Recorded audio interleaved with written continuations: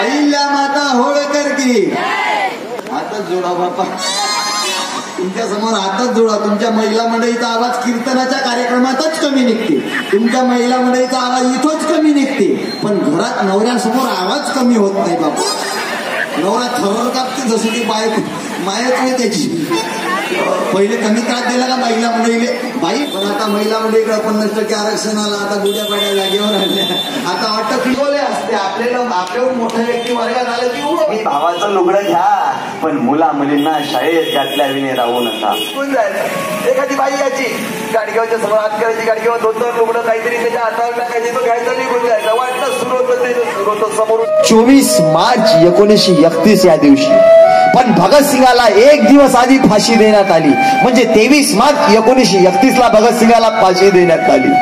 फाशीच्या अगोदर भगतसिंगाची आई विद्यावती तिचं नाव. भगतसिंगाची आई आणि भगतसिंगाचे बाबा किशन सिंग दोघंही भगतसिंगाच्या भेटीसाठी आले. भगतसिंग पुस्तक वाचून राहिला आणि भगतसिंगाला आवाज दिला, बेटा भगत तुझे मिलने के लिए आए. भगतसिंगाला गुलाबजाम आवडायचे, तर भगतसिंगाच्या आईनं भगतसिंगासाठी गुलाबजाम बनवून आणले गोड. आणि फासावर चढण्याच्या अगोदर भगतसिंगाच्या हातात गुलाबजाम दिले. भगतसिंगानं आवडीनं गुलाबजाम खाल्ले. फासावर चढण्याच्या अगोदर भगतसिंगानं गुलाबजाम खाल्ले आवडीने. आणि गुलाबजाम खाताना भगतसिंगाच्या आईनं पाहिलं. त्याच्या आईच्या डोळ्यातून पाणी पडायला लागलं. आई रडायला लागली भगतसिंगाची. तर भगतसिंगाचं लक्ष गेलं आणि आईला म्हणतो भगतसिंग, माँ तू क्यों रो रही है? माँ, आई तू का बरं रडतेस? तू सरदार भगतसिंगाची आई आहे, तू शेर भगत की माँ है, शहीदों की माँ कभी रोया नहीं करती. माँ आई तू का बरं रडतेस? तू भगतसिंगाची आई आहेस. तर ती भगतसिंगाची आई होती. ते भगतसिंगाची आई म्हणते, बेटा भगत तू फासावर जाणार आहे म्हणून मी रडत नाही बेटा, तू मरणार आहे म्हणून मी रडत नाही बेटा. माझ्या डोळ्यात पाणी याच्यासाठी आलं की माझ्या पोटातून तू एकुलता एक पैदा झाला. जर तुझ्यासारखे पुन्हा 5-6 पोरं पैदा झाले असते ना, त्यांना या देशासाठी हसत हसत कुर्बान करून टाकलं. आजादी को चली बिहाने दीवानों की डोरिया, आजादी को चली बिहाने दीवानों की डोरिया, खून से अपने लिख देंगे हम तलब.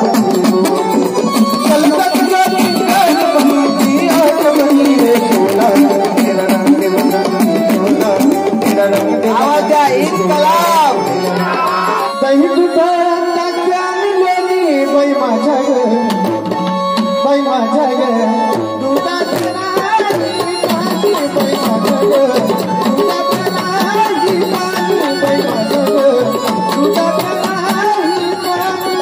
दारू पेणाऱ्यांचा देव त्याला कपडे करणाऱ्याचा देव त्याले बायकोचा देव.